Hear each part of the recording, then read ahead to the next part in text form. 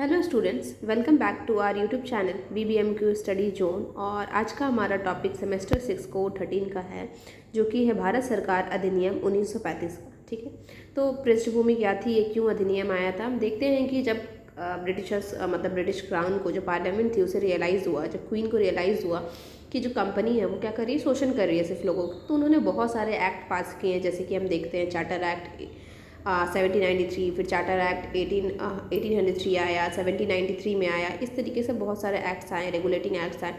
लेकिन इसके बाद क्या हुआ, एट लास्ट भारत सरकार अधिनियम 1935 में आया, और उसके बाद भी इंडियन इंडिपेंडेंस एक्ट आया था। तो ये एक्ट बहुत ज़्यादा इंपॉर्टेंट है, बिकॉज हमारे कॉन्स्टिट्यूशन में भी अगर हम देखते हैं तो इससे बहुत सारे फीचर्स हैं जो लिए गए हैं। ठीक है, इसके बहुत सारे प्रावधान हैं जो हमारे कॉन्स्टिट्यूशन में लिए गए हैं। चलिए पृष्ठभूमि देखते हैं पहले कि क्या हुआ था, क्यों ये अधिनियम लाया गया। जैसे जैसे भारत में संवैधानिक सुधारों के लिए भारतीय नेताओं ने नेतृत्व में जनता की बढ़ती मांगे ब्रिटिश शासन में प्रगति के साथ तेज होती गई, अंग्रेजों द्वारा स्थापित प्रशासनिक व्यवस्थाओं ने भारत में भारतीयों के अधिकतम प्रतिनिधित्व के आधार पर एक अधिक जिम्मेदार सरकार के लिए मार्ग प्रशस्त किया। प्रथम विश्व युद्ध में ब्रिटेन को भारत के समर्थन से ब्रिटिशों को अपने देश के प्रशासन में अधिक भारतीयों को शामिल करने की आवश्यकता को स्वीकार करने में मदद मिली। इसके ब्रिटिश संसद द्वारा भारत सरकार अधिनियम 1935 को पारित करने का आधार बनाया। तो देख सकते हैं कि फर्स्ट वर्ल्ड वॉर के समय में ब्रिटिशर्स ने कहा था कि हम क्या करेंगे कि गवर्नेंस में ज़्यादा इंडियंस को शामिल करेंगे, इसके बदले आप क्या करो, फर्स्ट वर्ल्ड वॉर में हमारी हेल्प करो। प्रथम विश्व युद्ध में अगर दूसरे के खिलाफ हम लड़ रहे हैं, दूसरे कंट्री से खिलाफ, तो आप किसका साथ दो, जितने भी इंडियंस हैं वो ब्रिटिशर्स का साथ दो। तो इसके हम देख सकते हैं कि ये एक आधार था 1935 के अधिनियम को लागू करने के लिए, क्योंकि उन्होंने कुछ वादे किए थे भारतीयों से जिन्हें उन्हें पूरा करना था, और ये वादे पूरा वो करने के लिए एक एक्ट लेकर आए, अधिनियम लेकर आए 1935 में। ये कानून भारत में ब्रिटिश संसद के प्रभुत्व और प्रशासनिक नियंत्रण के बाद पारित किया गया सबसे लंबा अधिनियम था। यह अधिनियम कई अनुभवों और परिणामों के तथ्यों और विचारों पर आधारित था, जिनमें अन्य बातों के साथ साथ शामिल थे साइमन कमीशन का रिपोर्ट शामिल था इसमें, गोल मेज सम्मेलन मतलब राउंड टेबल कॉन्फ्रेंस जो हुए थे उनके रिपोर्ट्स थे। 1933 में ब्रिटिश सरकार द्वारा प्रकाशित श्वेत पत्र और संयुक्त चयन समितियों की रिपोर्ट थी, मतलब जॉइंट कमेटी का भी रिपोर्ट था इसमें। 1935 में जो एक्ट आया उसमें इन सबको ध्यान में रखते हुए, इन सब के रिपोर्ट को देखते हुए इसे बनाया गया था। अब हमने बातें कर ली कि ये क्यों आया था इंडिया में, या फिर इसे क्यों लाया गया था और क्या मकसद क्या था, और इसमें क्या क्या नज़र रखते हुए इसे लाया गया था। तो अब आते हैं इसकी कुछ विशेषताएं क्या थी, इनके फीचर क्या थे 1935 अधिनियम के। पहला था अखिल भारतीय महासंघ। ठीक है, इसने एक अखिल भारतीय महासंघ की स्थापना का प्रावधान किया, जिसमें प्रांतों और रियासतों को इकाइयों के रूप में शामिल किया गया। अधिनियम ने केंद्र और इकाइयों के बीच शक्तियों को 3 सूचियाँ बनाई। 3 सूची बनाया था, संघीय सूची, प्रांतीय सूची और समवर्ती सूची। आज भी हम ये 3 सूची पढ़ते हैं, तो देख सकते हो हमारे कॉन्स्टिट्यूशन में भी यहीं से लिया गया तीनों सूची का, मतलब यूनियन लिस्ट, स्टेट लिस्ट जो भी हम पढ़ते हैं उसमें प्रोविंशियल लिस्ट उसे बोल देते हैं, प्रोविंशियल लिस्ट। ठीक है, और एक होता है कनकरेंट लिस्ट। ठीक है, तो हम देख सकते हैं कि संघीय सूची में 59 वस्तुओं वाले केंद्र के लिए, मतलब जो भी डिसीजन लिया जाएगा वो 59 फील्ड पर लिया जाएगा। 59 चीज़ों वो फील्ड तय करते हैं, मान लो एजुकेशन पे ये लेगा, हेल्थ पे ये लेगा डिसीजन, इस तरीके से। प्रांतीय सूची में 54 वस्तुओं और समवर्ती सूची में 36 वस्तुओं, मतलब दोनों के लिए, दोनों करेगा, दोनों इसमें मिलकर डिसीजन लेगा, प्रांत और संघीय दोनों। तो पहला तो हमने देखा अखिल भारतीय महासंघ बनाया गया, जिसमें 3 सूची लाई गई। ठीक है, तो ये होगा पहला पॉइंट। और जो ऊपर का पॉइंट होता है जैसे अखिल भारतीय महासंघ है, तो इसे आप अच्छे से याद रख लो। अंदर का कुछ भी आप एग्जाम में लिखो उतना मैटर नहीं करता, क्योंकि उनके पास भी उतना टाइम नहीं रहता कि पढ़े। तो आप सिर्फ इसमें याद रखो अखिल भारतीय महासंघ, और 3 याद रखो, 3 सूची, संघीय सूची, प्रांतीय सूची और समवर्ती सूची, इससे आपका काम हो जाएगा। चलिए अब दूसरा देखते हैं। तो इसकी दूसरी विशेषता थी प्रांतीय स्वायत्तता। इसने प्रांतों में द्वैत शासन को समाप्त कर दिया और उसके स्थान पर प्रांतीय स्वायत्तता लागू की। मुझे, मैं अगर हिंदी गलत पढ़ूँ तो मुझे माफ़ कर दीजिएगा, बिकॉज यू ऑल नो कि मेरा हिंदी उतना सही नहीं है। प्रांतों को अपने परिभाषित क्षेत्रों में प्रशासन की स्वायत्त इकाइयों के रूप में कार्य करने की अनुमति दी गई। इसके अलावा इस अधिनियम ने प्रांतों में जिम्मेदार सरकारें पेश की, जिसका अर्थ था कि राज्यपाल को प्रांतीय विधानमंडल के प्रति जिम्मेदार मंत्रियों की सलाह से कार्य करना आवश्यक था।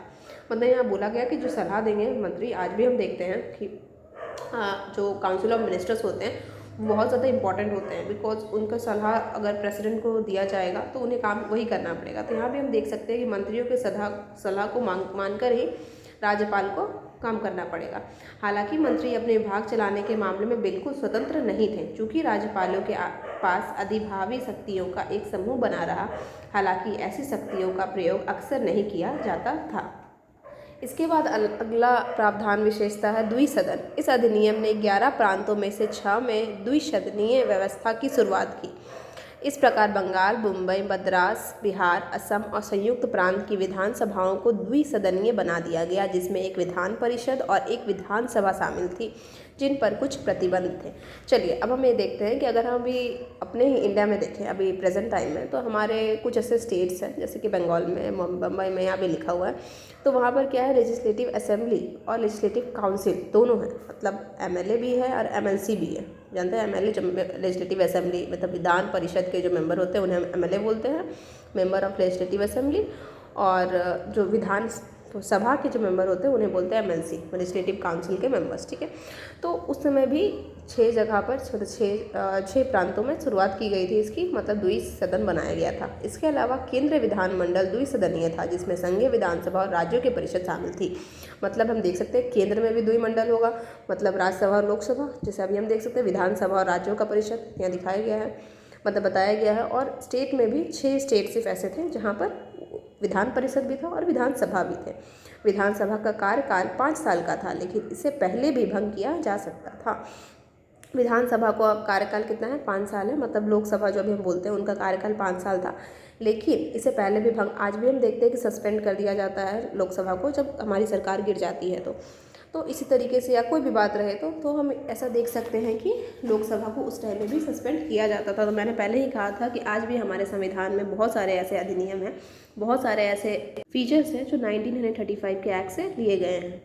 इसके बाद है सांप्रदायिक वर्गीय प्रतिनिधित्व। इस अधिनियम ने दलित वर्गों, अनुसूचित जातियों, महिलाओं और मजदूरों के लिए अलग निर्वाचन क्षेत्र प्रदान करके सांप्रदायिक प्रतिनिधित्व के सिद्धांत को आगे बढ़ाया। इसके अलावा अधिनियम के तहत मुसलमानों को संघीय विधानमंडल में 33% 1/3 सीटें मिली। मतलब रिजर्वेशन देख सकते हैं यहाँ पर हो रहा है कि 1/3 सीटें जो है वो किसको मिलेगी, मुसलमानों को मिलेगी विधानमंडल में। इसके बाद है अधिनियम का महत्व क्या था। 1935 का भारत सरकार अधिनियम 1919 के अधिनियम के बाद भारत में पूर्ण रूप से जिम्मेदार सरकार की दिशा में दूसरा मील का पत्थर साबित हुआ। 1935 के अधिनियम में प्रांतीय स्वायत्तता के प्रयोग द्वारा कुछ उपयोगी उद्देश्यों की पूर्ति की। इस प्रकार हम कह सकते हैं कि भारत सरकार अधिनियम 1935 भारत में संवैधानिक विकास के इतिहास में एक ऐसा बिंदु है जहां से वापस नहीं लौटा जा सकता है। हम देखते हैं कि हमारे कॉन्स्टिट्यूशन को बैग ऑफ बोरिंग्स बोलते हैं। मतलब बोरिंग का मतलब तो उधार लेना होता है, ठीक है, हिंदी में तो उधार लिया हुआ बैग, थैला, ऐसा बोलते हैं। क्यों बोलते हैं, क्योंकि इसमें अधिकतर जो पार्ट है ना वो कहीं से उठाया गया। देखिए आप खुद तो मतलब हमारे लीडर्स ने क्या किया कि बहुत सारे कॉन्स्टिट्यूशन पढ़े, हर कंट्री के संविधान पढ़ा, और उन्होंने जो अच्छा लगा वो अपना हर एक कॉन्स्टिट्यूशन में जो इंडिया के मुताबिक सिनेरियो के हिसाब से उन्हें फिट लगा वो सब हमारे कॉन्स्टिट्यूशन में आर्टिकल्स बनाकर डाल दिया। तो ज़्यादातर जो भाग है 1935 अधिनियम के ही लिए गए थे। हमारे कॉन्स्टिट्यूशन में जो ऐड किए गए हैं आर्टिकल वो 1935 से ही लिए गए हैं। ठीक है, भारत सरकार अधिनियम 1935 ने केंद्र सरकार के हाथों में केंद्रित शक्तियों को कम कर दिया और यह सुनिश्चित करके वितरित किया कि भारत में सरकार का विकेंद्रीकृत रूप आकार ले। मतलब सेंट्रलाइजेशन, जो पावर एक हाथ में चला जाता है और वही एक ही आदमी या फिर एक ही कुछ ग्रुप ऑफ पीपल है, समूह भी लोगों का समूह ही एक्ट कर रहा है, उस पर रूल कर रहा है, तो वो गलत हो जाता है, क्योंकि वो तो फिर जो चाहेंगे वो करेंगे। तो इसलिए उन्होंने क्या किया, 1935 के एक्ट के मुताबिक पावर को डिसेंट्रलाइज कर दिया गया, मतलब बांट दिया गया। आप भी करो, आप भी करो, आप भी करो। तो ऐसे क्या रहेगा, चेक रहेगा कौन गलत कर रहा है, कौन सही कर रहा है। महिलाओं के लिए अलग निर्वाचन क्षेत्र, हालांकि उन्होंने इसकी मांग नहीं की थी। निर्णय लेने की प्रक्रिया में महिलाओं की उन्नति के लिए काफ़ी अच्छा था। यह अधिनियम प्रांतों को बाहरी हस्तक्षेप से मुक्त करके स्वायत्त दर्जा देने का पहला प्रयास था। तो हम देख सकते हैं इसके महत्व बहुत ज़्यादा अच्छे थे। मतलब 1935 एक्ट बहुत ही ज़्यादा अच्छा था इंडियंस के लिए। लेकिन हम सब जानते हैं कि हर सिक्के के दो पहलू होते हैं। तो ये तो हमने महत्व देख लिया। तो अब देखते हैं इसके लिमिटेशंस क्या क्या थे, क्या इनमें बुराइयाँ थी 1935 एक्ट में। तो पहली आलोचना थी गवर्नर जनरल के कई सुरक्षा उपायों और विशेष जिम्मेदारियों के अधिनियम के उचित कामकाज में ब्रेक के रूप में काम किया। उदाहरण, प्रांतीय स्वायत्तता के बावजूद गवर्नर के पास अभी भी प्रांतों में व्यापक शक्तियाँ थी। सांप्रदायिक निर्वाचन प्रणाली के विस्तार और विभिन्न हितों के प्रतिनिधित्व के अलगाववादी प्रवृत्तियों को बढ़ावा दिया, जिसकी परिणति भारत के विभाजन में हुई। अधिनियम ने एक कठोर संविधान प्रदान किया जिसमें आंतरिक विकास की कोई संभावना नहीं थी। संशोधन का अधिकार ब्रिटिश संसद के पास सुरक्षित था। मतलब जो भी संशोधन होगा उसे ब्रिटिश करेंगे। अभी भी हमने पावर दे दिया है, बोल दिया है कि ये पावर सबको मिलेगा, लेकिन मिल नहीं रहा है। वाइसरॉय ही सारा कामकाज देख रहे हैं। ये भी इसकी आलोचना थी पहली। दूसरा क्या था कि देखा गया कि मतलब जो भी चेंजेस आया कॉन्स्टिट्यूशन में, जो भी एक्ट आया 1995 में, वो सिर्फ जो चेंजेस जो होगा वो सिर्फ ब्रिटिश ही कर पाएंगे। यहाँ इंडियंस का कुछ भी कहना माना नहीं जाएगा। अधिनियम को बारीकी से पढ़ने पर पता चला कि ब्रिटिश सरकार ने किसी भी समय वांछनीय समझे जाने पर पूर्ण नियंत्रण वापस लेने के लिए खुद को कानूनी उपकरणों से सुसज्जित किया।